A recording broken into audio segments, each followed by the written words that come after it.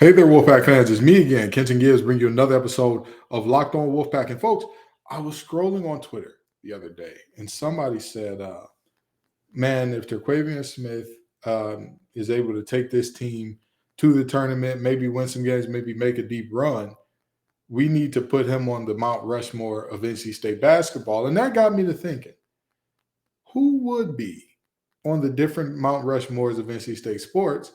And there are too many people who have been wildly impactful for us to, do all the sports at one time. I don't think that.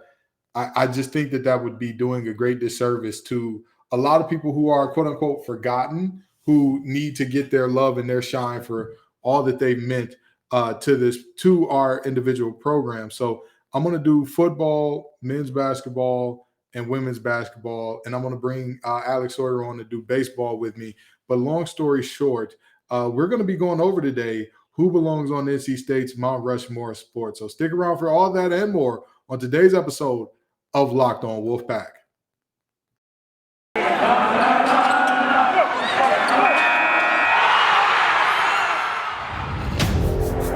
You are Locked On Wolfpack, your daily podcast on the NC State Wolfpack. Part of the Locked On Podcast Network, your team every day.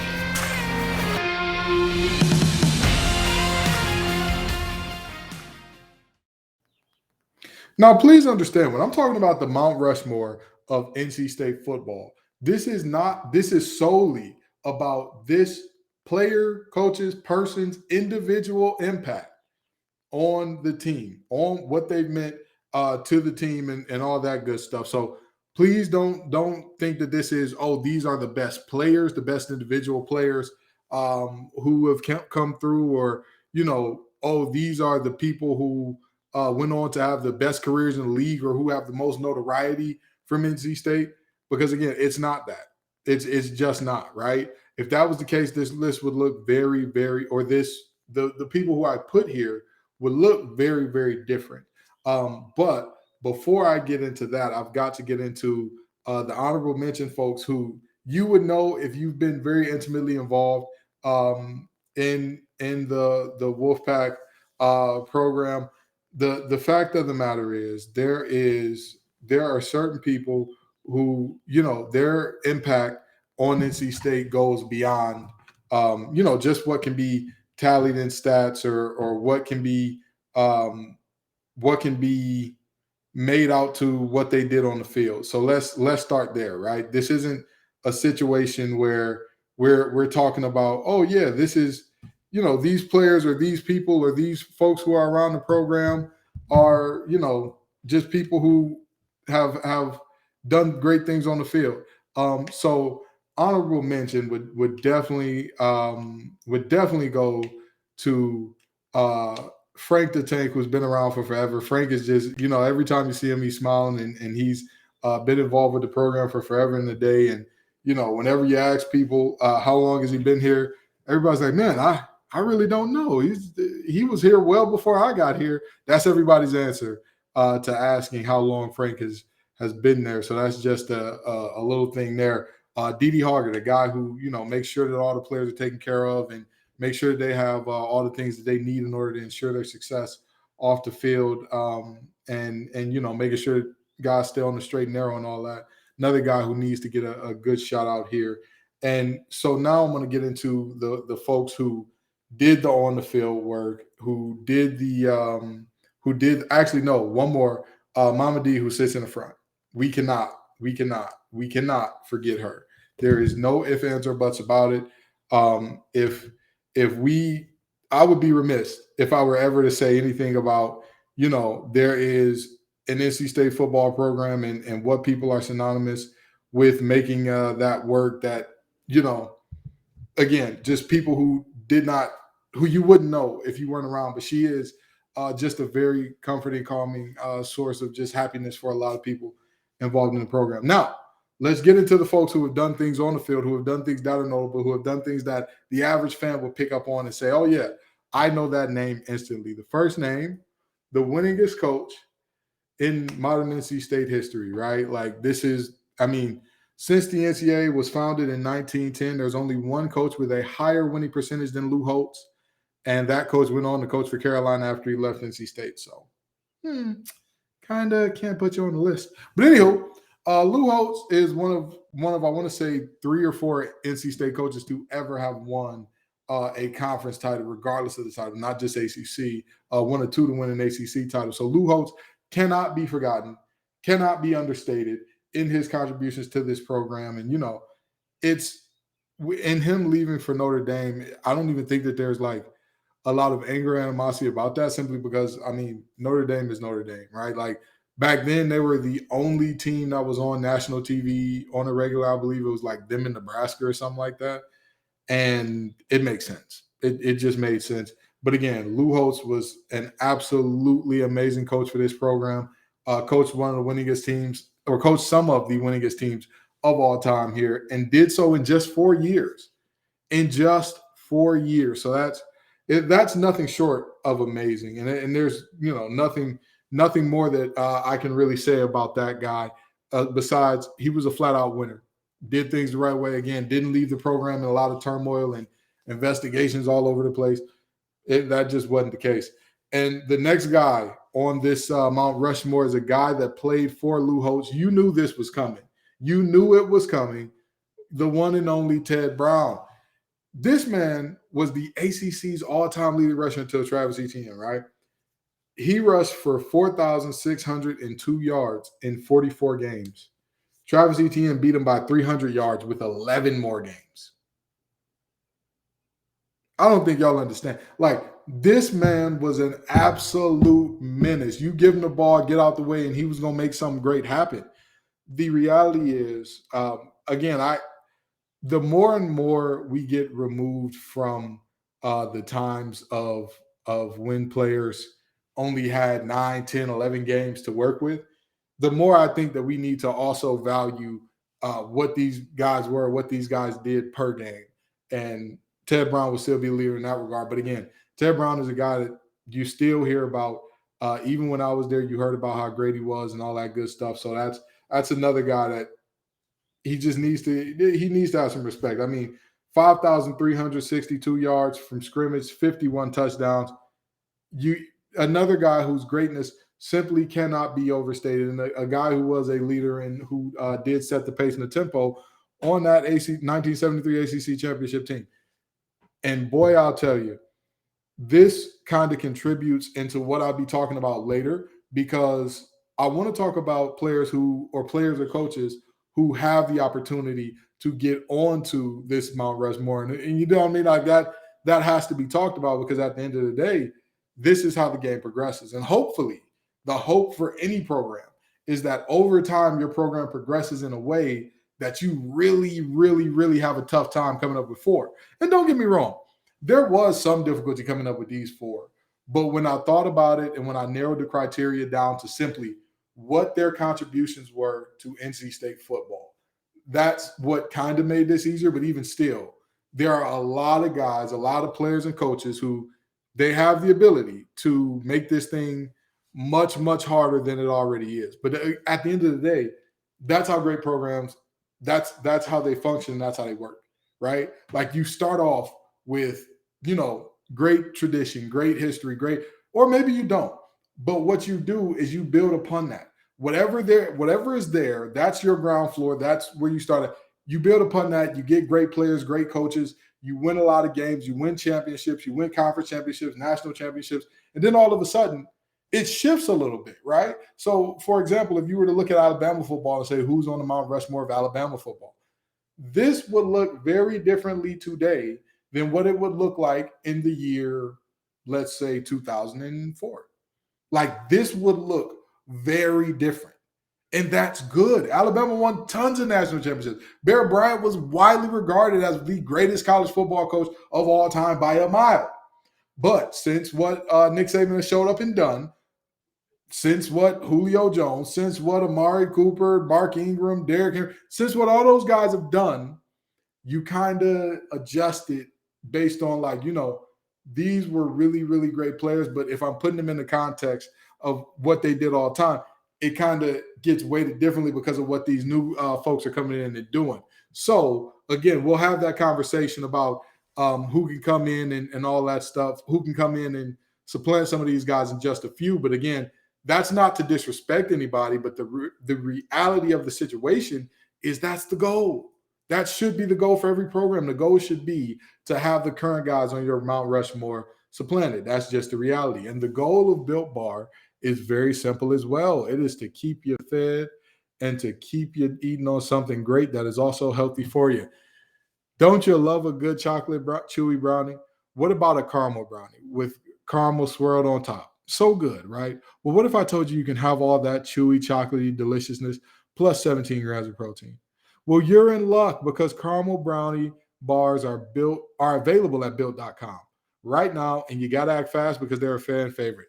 Forget about dessert. These things are better than dessert. Plus, the macros are unreal: 130 calories, 17 grams of protein, and only 4 grams of sugar. I would replace a regular brownie with Built's caramel brownie bar in a heartbeat. The best part is caramel brownie bars are covered in 100% real chocolate. And this is not a joke, folks. You don't have to sacrifice tasty for healthy when you're rocking with Built Bar. You can have both. So go to built.com and use promo code LOCK15 and get 15% off your order. Use promo code LOCK15 for 15% off at built.com. So again, we're going to talk about the last two players here and the folks who naturally, you've got to show them some love, and these are two guys who also there's a lot of time overlap in what they've done for the program. Okay, the first one is, and I know that it's a lot of like all-time leaders in this, all-time leaders in that, but that's kind of how the game goes, right? Like the people who are the best performers will often, get involved in these types of deals. And I've got to talk about the ACC's all-time passer leader, Philip Rivers. Philip Rivers is in a school named quarterback, or that can be called quarterback U. The fact of the matter is, you've got a ton of really good options. You've got just a metric ton of really, really good quarterbacks. So when you have that type of situation, it then comes down to who had the most impact at NC State. And it was fairly clear because Russell Wilson, you thought about it for a second because he really did have some great games. He had some amazing performances, wildly exciting to watch play, wildly exciting. But at the same time, it's hard to top the guy who, again, he led this team to our best finish ever in the polls.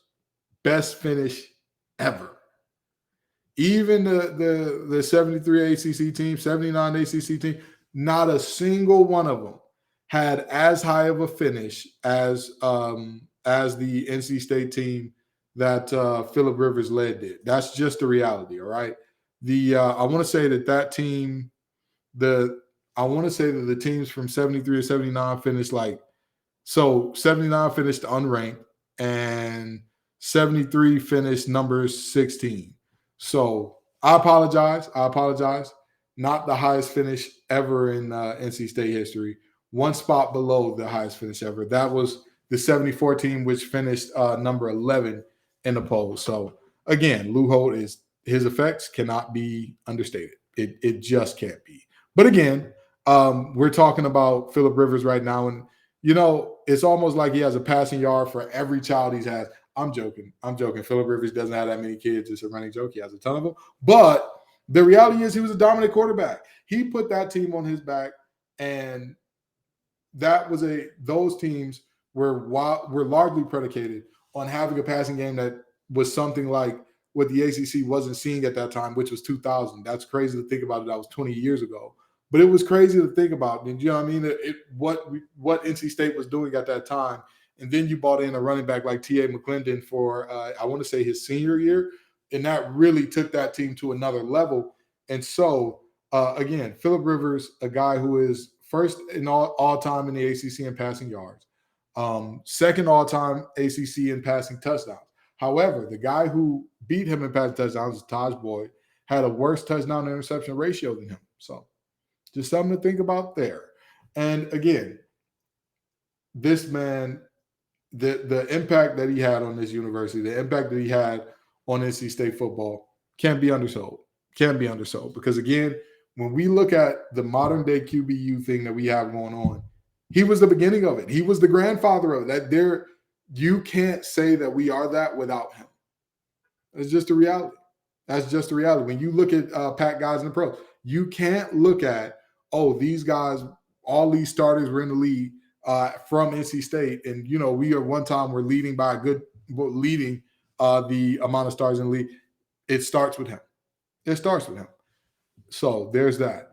And then the next guy, it may be a surprise to some, probably shouldn't be, played with Phillip Rivers at the time, and has now come back to be the head strength and conditioning coach and assistant athletic director, D'Antonio Thunder Burnett. This man is third all-time in tackles in the ACC. There is no way, shape, form, or fashion that you can say, what he did with NC State wasn't absolutely magnificent during his time here. Like, to say that this man was a tackling machine is an understatement. And he was the heart and soul of that defense. That was, at the end of the day, that defense, or he was allowed to do what he did because he had really good, really good defensive linemen in front of him, right? Nobody's going to argue against that. Nobody's going to say, the defensive linemen that were in front of him didn't matter. You'd be a liar if you said that. But with that being said, the reality is, even if you give a very, very mediocre player the type of guys that he had in front of him, I mean, you're not going to see much. You're not going to see as much as he did. You're not going to see record-breaking numbers and all that. Like, you're just not. And so, honestly, that was enough to get him in consideration. However, when he came back in his work as an assistant and head strength coach, which he is now for football, you really can't. People talk about NC State now in terms of player development. When you talk about player development, there are only really two places that happens. You either have extremely elite assistant coaches, which, by the way, they don't stay assistant coaches for long if they're extremely elite at it, or you have an amazing strength and conditioning program. You get where I'm going here? You get where I'm going? You look at, the amount of 3 stars that we've turned into NFL ball players. The proof is in the pudding. The proof is in the pudding.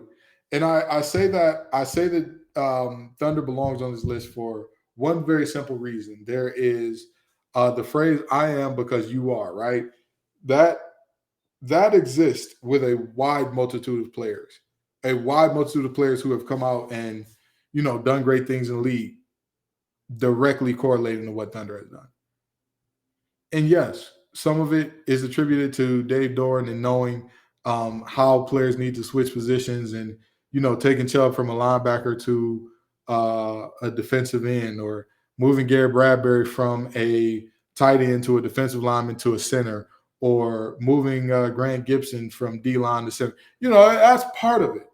But again, even with that, the fact of the matter is, if you're not building strong players there is the reality that being really fast, being really strong, those don't naturally translate into being a great player. That's the reality. It doesn't. Trust me, I've seen it. Some of the best players that I played with, their testing was like, man, but when they stepped on the field, they just had it, right? I've seen players who are the opposite. However, by and large, those are outliers. The reality is, if you can put together a great strength and conditioning program that not only emphasizes being strong and being fast, but being functionally strong and functionally fast, functionally mobile, those are all things that Thunder has done. And again, he's the assistant AD for a reason. That's the man. Is his work on the field was magnificent, was very impactful. However, what he did out of the cleats and shoulder pads, I think that's where he sealed it. I think that's where he sealed it as far as him belonging on this list. Because again, when you look at the amount of players that have gone to the league since he took over as head strength coach, when you look at the amount of players who have just, if you look at their bodies from year to year, it's like, that's a totally different person. Every college coach has before and after pictures, of course, because, I mean, if you think about the reality of it, any human, if you put them through rigorous training, rigorous weightlifting for X amount of time, their body's going to look different. Yes, sure, that's fine.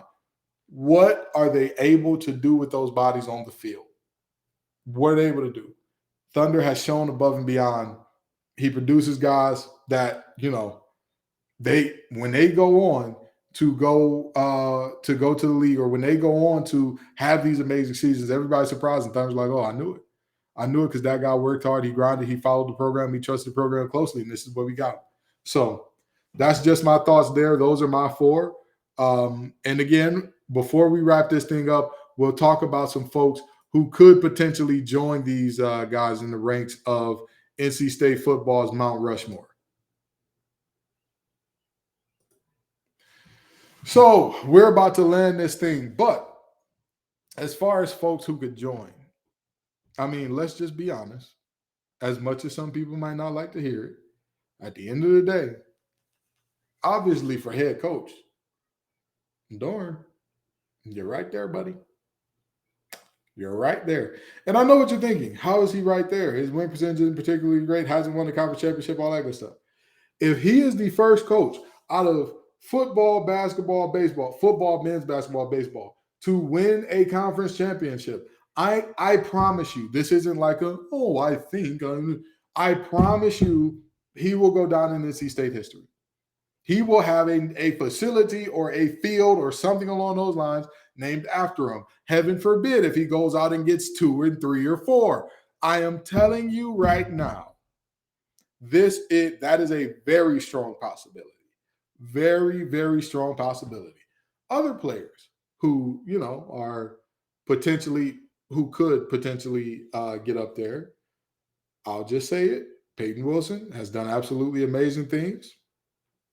If he comes back this year and puts on another clinic and they win an ACC championship and his defense is absolutely or they win an ACC championship and his defense is absolutely dominant and he's at the head of it, it's a thought. It's a thought. Isaiah Moore's in that same category, but there was a difference in what Peyton Wilson did as a sophomore, which had folks looking at him as, if he can stay healthy, he's a first rounder. You get what I'm saying? So there's that. But we'll see how this thing shakes out. Those are the guys that right now I'm thinking, hey, they got a shot. Part of me wants to say Devin Leary, but it's going to be really hard for a quarterback to supplant these guys, unless he wins one next year and then goes on to win another, goes back to back. Then you're in a different territory. You're in a very different territory. But as it stands right now, you're looking at those 4 being set in place for a little bit of time. So again, we got Lou Holtz, Ted Brown, Phillip Rivers, and Thunder. And again, I hope that that's not controversial. If anybody thinks that there should be somebody else on it, listen, there are arguments for many players to be on this. There's an argument for Torrey Holt. There's an argument for Chubb. There's an argument for Mario Williams. There's an argument for many, many players. Many, many players. There's no denying that.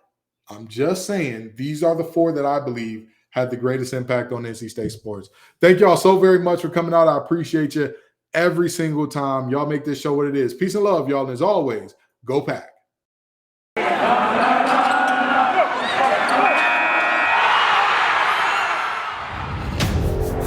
You are Locked On Wolfpack, your daily podcast on the NC State Wolfpack.